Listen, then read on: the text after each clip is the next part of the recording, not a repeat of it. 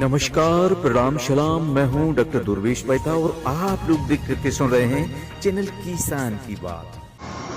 संगठन की यूनिटी की,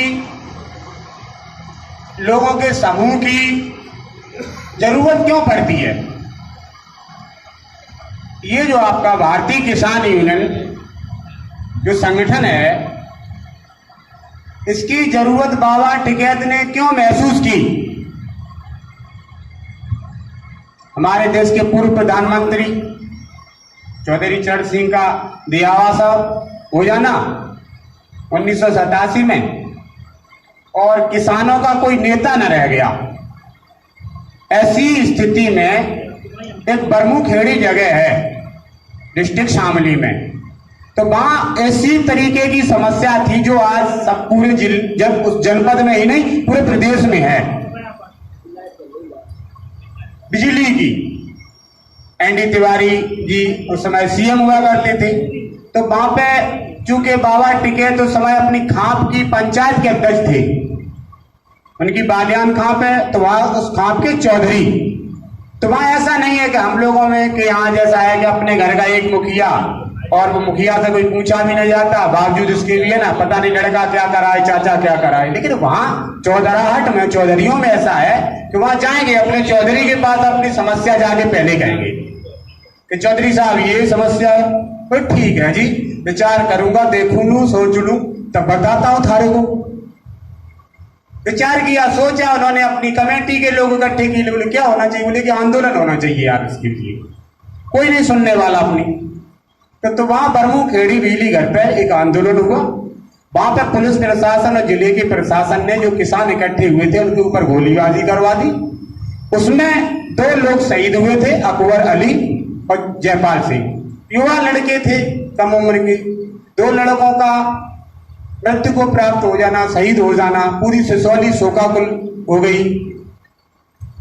मतलब जो मुझे सुनाया गया, जो मैंने सुनाया जाना है, बताते हैं कि बाबा टिकैत उन 2 लड़कों के गम की वजह से, दुख की वजह से बंद कमरे में गए कि मैंने 2 माँ के लाल मेरे कारण अगर आंदोलन के लिए मैं प्रेरित नहीं करता तो ये आज मृत्यु को प्राप्त नहीं हो जाते।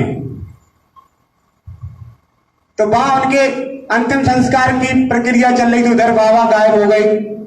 बताते हैं बाबा बंद कमरे में अपनी धोती से और फंदे पे झूलने के लिए जा रहे थे, तो वो अकबर अली की और जयपाल की दोनों माँ, पता लगा कि बाबा उस कमरे में है। गई, कुंडी खटखटाई, बोले बाबा बाहर निकल गया, तुझे मेरी सौगंध है।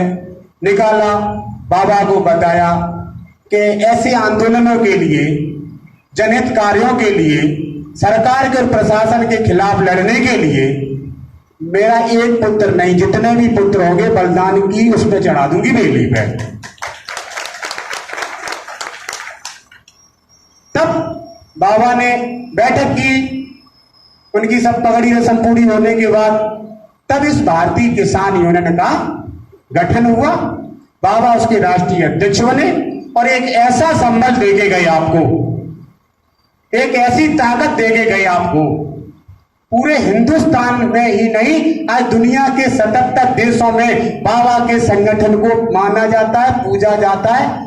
और इनकी वजह से चाहे दुनिया का कोई भी देश हो, आज कहीं पर भी आंदोलन अगर किसी ने सीखा है कि सरकार के लोगों को, प्रशासन के लोगों को कंट्रोल में कैसे रखा जाता है।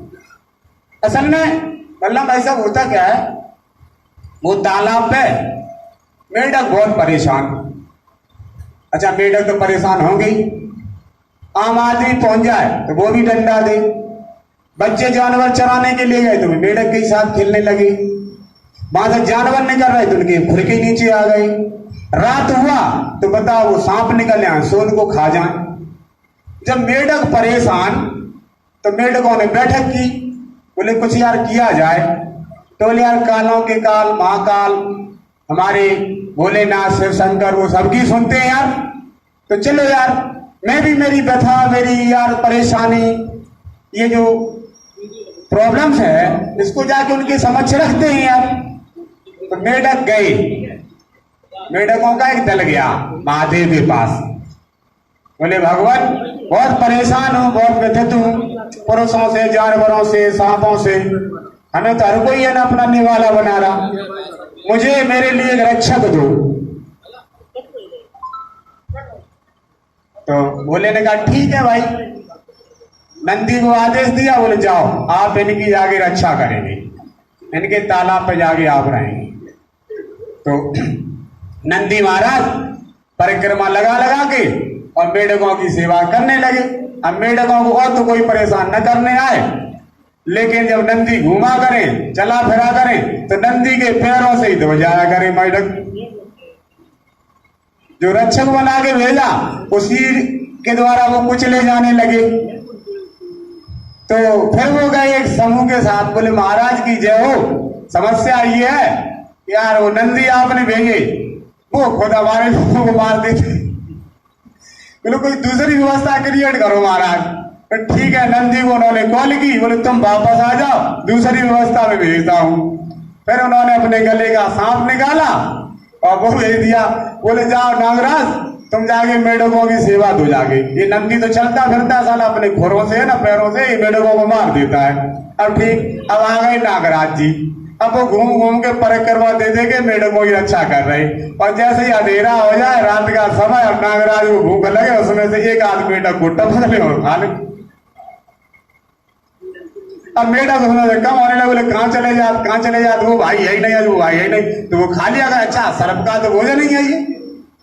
तो अब फिर वो पहुंचे जाके, बोले महाराज हाँ वो नंदी के दम खुरन से दबते, अब जो तो हमें सीधे निकल जा, जान ही नहीं पाते, डकारो नहीं ले, सीधे गप जात भीतर। बोले कोई दूसरी व्यवस्था क्रिएट करो।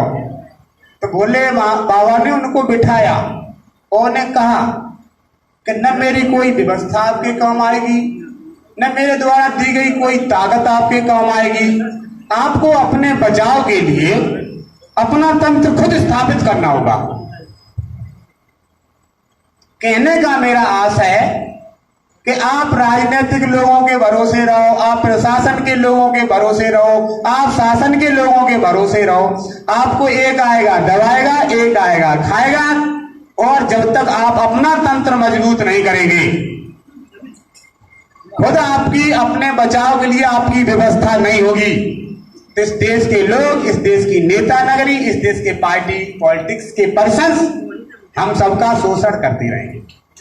जय जवान, जय जवान। मूलभूत जो उद्देश्य है मैं बताता हूं, पूरे जिले में किसी भी प्रशासनिक अधिकारी की आपसे पंगा लेने की ताकत नहीं है। खुद अपने आप को पहचानो।